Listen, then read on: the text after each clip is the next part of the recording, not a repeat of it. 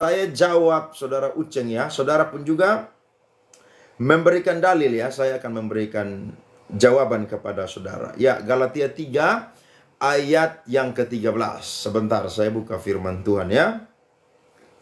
Galatia 3 ayatnya yang ke-13. Oke, firman Tuhan berkata, judulnya dibenarkan oleh karena iman. Kristus telah menebus kita dari kutuk hukum Taurat dengan jalan menjadi kutuk karena kita. Sebab ada tertulis, terkutuklah orang yang digantung pada kayu salib. Ya, ini pertanyaan yang bagus. Saudara ketika bertanya, saudara Uceng ya, ini pertanyaan saudara langsung menjawab apa yang saudara tanyakan dari ayat tersebut. Kenapa? Karena Alkitab mencatat di ayat yang ke-13, Kristus telah menebus kita dari kutuk hukum Taurat dengan jalan menjadi kutuk karena kita.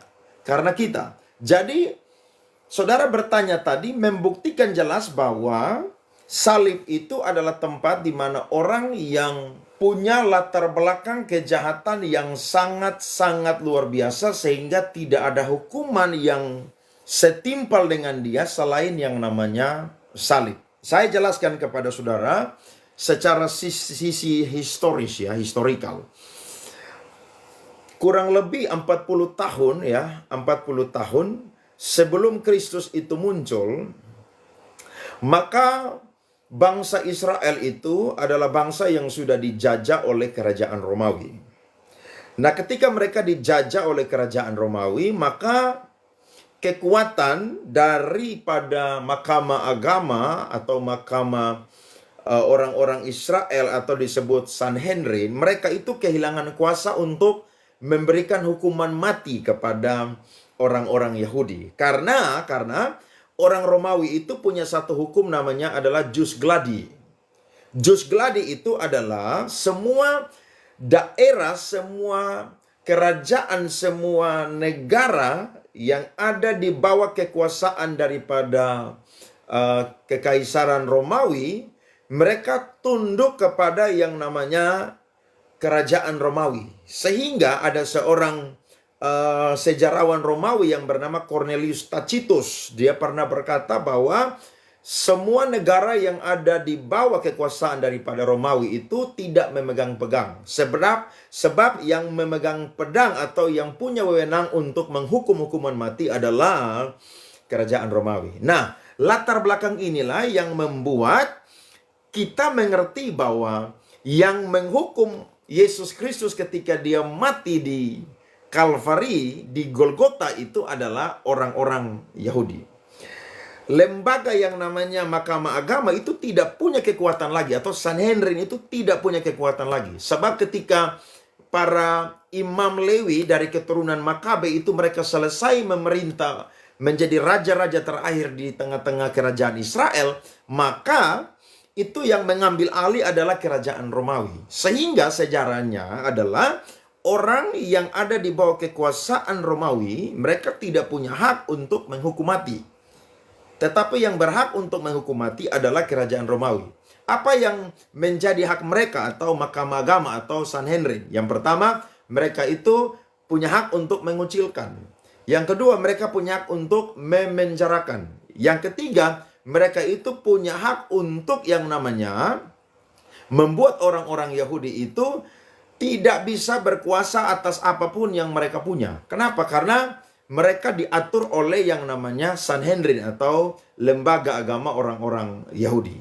Tapi akhirnya mereka itu tunduk kepada kekuasaan Romawi, yakni kalau ada orang yang bersalah, siapapun dia akan dihukum mati di atas salib. Dan ketika Yesus diperhadapkan kepada Pontius Pilatus, maka Pontius Pilatus menyuruh mereka untuk memilih. Apakah memilih yang namanya Yesus Barabas untuk yang namanya digantung di Kalvari atau Yesus Kristus. Maka mereka sepakat bahwa Yesus Kristuslah yang pantas untuk ada di Kalvari. Mengapa mereka itu setuju dengan Yesus Kristus tapi mereka itu memilih untuk membebaskan Yesus Barabas? Jawabannya saudara siapa ya tadi ya? Uceng ya. Saudara masih hadir kok? Masih hadir ya? Ya. Saudara masih hadir? Ya, oke. Saudara, semua orang yang punya andil, ya, punya andil dari kelahiran Kristus sampai kepada kematiannya Kristus, khususnya yang saudara tanyakan pada malam hari ini, semua itu menggenapi firman Tuhan, ya.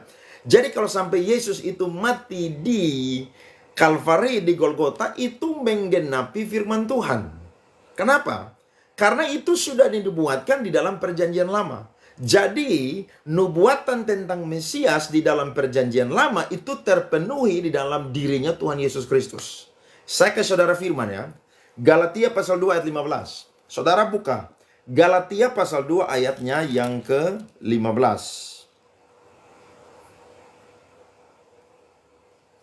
Sorry, 1 Tesalonika 2 ayat 15. 1 Tesalonika 2 ayatnya yang ke-15. 1 Tesalonika 2 ayatnya yang ke-15. Perhatikan firman Tuhan ini. Saudara masih ikuti ya. 1 Tesalonika 2 ayat 15. Bahkan orang-orang Yahudi itu telah membunuh Tuhan Yesus dan para nabi yang telah menganiaya kami. Apa yang berkenan kepada Allah tidak mereka pedulikan, dan semua manusia mereka musuhi. Saudara lihat, mereka lah yang membuat skenario sehingga Yesus Kristus itu harus mati di kayu salib. Apakah itu yang menjadi andil mereka sehingga Yesus mati di kayu salib? Ada banyak orang yang tidak percaya kepada Yesus. Mereka berkata bahwa imam-imam kepala lah, Yudas Iskariot lah, dan lain sebagainya. Mereka adalah orang-orang yang punya andil untuk yang nama Yesus itu mati di kayu salib. Sebenarnya mereka tidak punya andil. Kenapa? Karena ketika Kristus mati di Kalvari, di Golgota, itu semua sudah dinubuatkan di dalam perjanjian lama. Dan perlu saudara tahu, ada 61 nubuat utama tentang Yesus Kristus. Dan semua itu digenapi di dalam dirinya Yesus Kristus. Saya tidak punya waktu baca untuk saudara, tapi saya coba kasih saudara satu ayat saja. Kisah Rasul pasal 13 ayat 29. Saudara baca ini. Kisah Rasul pasal 13 ayatnya yang ke-29. Firman Tuhan berkata. Kisah Rasul pasal 13 ayatnya yang ke-29. Dan setelah mereka menggenapi segala sesuatu yang ada tertulis tentang dia, mereka menurunkan dia dari kayu salib lalu membaringkannya di dalam kubur. Dan setelah mereka, siapa itu mereka? Mereka adalah orang-orang yang membunuh Tuhan Yesus. Dimulai daripada orang-orang Yahudi, dan khususnya adalah prajurit-prajurit Romawi yang mengeksekusi Tuhan Yesus. Mereka adalah orang-orang yang mengenapi firman Tuhan. Itu yang saya katakan tadi di depan, bahwa nubuat perjanjian lama tentang Mesias itu tergenapi dalam dirinya Tuhan Yesus Kristus.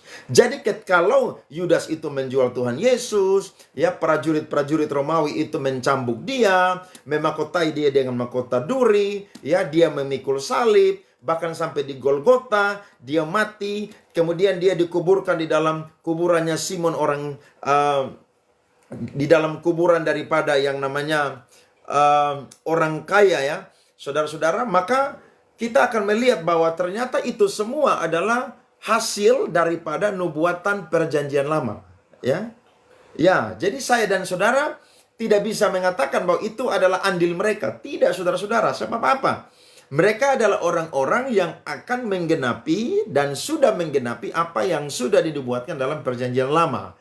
Jadi bukan berarti gara-gara Yudas makanya Yesus mati dan menebus dosa manusia. Saudara-saudara, tidak bisa. Kenapa? Karena itu yang menjadi bagian daripada Yesus Kristus. Kenapa? Karena dia harus menggenapi nubuatan yang ada di dalam perjanjian lama itu. Jadi kalau saudara berkata bahwa karena Yesus itu dia mati di kayu salib sehingga dia itu pun juga kena kutukan, justru itu yang saya katakan dalam 1 Korintus pasal 15. Dia adalah Adam yang kedua yang menebus dosa manusia. Dengan cara bagaimana? Dengan cara mati di Kalvari. Dengan cara apa? Disalibkan. Kenapa? Karena salib adalah tanda orang yang terkutuk. Tetapi karena Kristus mati bagi kita semua, supaya kita semua yang terkutuk itu kita semua diberkati. Sehingga Alkitab berkata dalam Galatia lewat kematian Kristus, berkat-berkat Abraham itu mengalir kepada orang-orang yang percaya. Jadi ketika Kristus mati, dia menjadi terkutuk. Betul, karena kita manusia. Tapi ingat, dia adalah Allah. Sehingga ketika dia mati, maka dia adalah pribadi yang kembali kepada Bapa yang ada di sorga. Sehingga dia sudah selesai menyelesaikan segala sesuatu. Dan kita yang terkutuk, kita semua diberkati karena kematiannya Tuhan Yesus Kristus. Jadi, kalau saudara berpikir bahwa Kristus mati di Kalvari, di atas kayu salib, dan dia itu terkutuk, dan dia itu akhirnya tidak bisa yang namanya berbuat apa-apa, atau dia pun juga adalah pribadi yang akhirnya mati dan tidak dipercaya sebagai Tuhan, itu sesuatu yang salah. Kenapa? Karena Yesus Kristus melakukan semuanya itu tujuannya cuma satu. Supaya kita yang harusnya digantung di salib itu, dialah yang tergantung di situ. Supaya saya dan saudara yang mau percaya kepadanya, beroleh keselamatan sampai selama-lamanya. Hidup yang kekal bersama dengan Tuhan selama-lamanya. Ya, demikian saudara, Uceng, itu jawaban yang saya berikan kepada saudara. Jadi, Tuhannya orang Kristen itu Tuhan yang luar biasa. Tuhan yang luar biasa. Kenapa? Karena tidak ada Allah seperti dia. Tidak ada Tuhan seperti dia. Berarti paparan Anda sangat setuju Yesus harus mati di tiang salib untuk menebus dosa Anda. Yes. Karena itu adalah hasil nubuatan. Ya, saudara baca Yesaya 53. Itu jelas sekali bahwa semua itu menjurus kepada Tuhan Yesus Kristus. Menjurus kepada Tuhan Yesus Kristus. 1000 jawaban untuk pembenaran. Ya, betul. Betul, saudara-saudara. Ya, saudara coba buktikan. Yesus itu bukan Tuhan. Coba buktikan.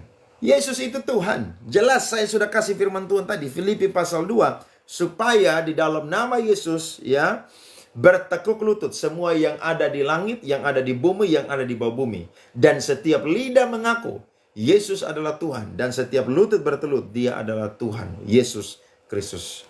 Jadi pengakuan tentang Kristus adalah Tuhan, ya. Kalau ada orang-orang berkata bahwa Yesus tidak pernah mengatakan bahwa dia adalah Tuhan. Saudara tahu, iblis sendiri mengenal siapa itu Yesus. Dia adalah Tuhan. Orang-orang yang sakit ketika berjumpa dengan Yesus, mereka berkata, Engkau anak Daud, tolonglah kami. Ya Tuhan, tolonglah kami. Dari pengakuan mereka aja kita sudah tahu bahwa mereka tahu bahwa Yesus adalah Tuhan. Kenapa? Karena mereka tahu betul bahwa Mesias yang dijanjikan itu penggenapannya atau tergenapinya di dalam diri Tuhan Yesus Kristus. Bukan orang lain. Jadi ada 61 nubuat utama tentang Mesias. Dan semua itu digenapi di dalam dirinya Tuhan Yesus Kristus. Ya, jadi saudara-saudara, ayo percaya kepada Tuhan Yesus Kristus. Siapapun saudara, kalau hari ini belum percaya kepada Tuhan Yesus Kristus, ada kesempatan malam hari ini saudara percaya kepada Tuhan Yesus Kristus. Karena tidak ada jalan ke sorga selain saudara dan saya percaya kepada Tuhan Yesus Kristus. Hanya di dalam Yesus Kristus saja saya dan saudara mendapatkan keselamatan. Jadi kalau berandai-andai seandainya Yesus tidak jadi disalib, berarti Tuhan tidak ada. Loh, saudara salah pertanyaannya. Kenapa? Karena kalau saudara bertanya demikian, justru itu pertanyaan yang menjebak saudara sendiri. Kenapa? Karena saya bilang tadi di depan bahwa Kristus ketika dia itu lahir, sampai dia mati, sampai dia bangkit, sampai dia naik ke surga, sampai nanti dia datang kedua kali pada hari kiamat, itu semua sudah dinubuatkan dalam perjanjian lama. Dan itu semua tergenapi di dalam dirinya Tuhan Yesus Kristus. Ya, 700 tahun sebelum Yesus ada, Nabi Yesaya sudah bernubuat. Sebelum Yesus berinkarnasi menjadi manusia, Allah Bapa telah menyampaikan firman Tuhan, Kejadian 3 ayat yang ke-15. Jadi apapun yang terjadi, semua itu sesuai dengan agendanya Allah. Sesuai dengan pengaturannya Allah. Jadi tidak bisa saudara melawan apa yang sudah disampaikan atau yang sudah dinubuatkan oleh Allah dan juga para nabi. Kenapa?